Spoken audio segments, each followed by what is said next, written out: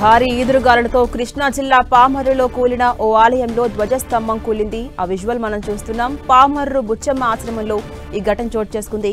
కూలిన ధ్వజస్తంభాన్ని క్రేన్ సాయంతో స్థానికులంతా కూడా పక్కకు తొలగించారు.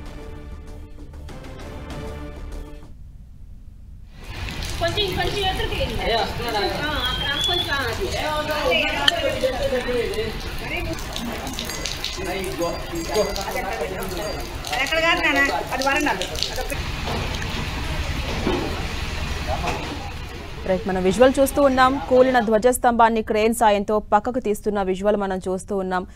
ఏ స్థాయిలో ఎదురుగాలు వచ్చాయో మనకు అర్థమవుతుంది. ఒక ధ్వజస్తంభమే నేల కూలిందంటే మనకు అర్థమవుతుంది పరిస్థితి ఏ విధంగా ఉన్నాయో. వర్ష బీభత్సం ఏ స్థాయిలో ఉందో. భారీ ఈదురుగాలతో ఇప్పటికే కృష్ణా జిల్లా వాసులంతా కూడా అతలాకుతలమవుతున్నారు. ఈ నేపథ్యంలో కృష్ణా జిల్లా పామరులో ఒక ధ్వజస్తంభం ఒక్కసారిగా నేల కూలింది. అయితే వెంటనే అప్రమత్తమైనటువంటి స్థానికులు అక్కడికి చేరుకుని ఒక క్రేన్ సాయంతో ఈ ధ్వజస్తంభాన్ని పక్కకు తొలగించారు.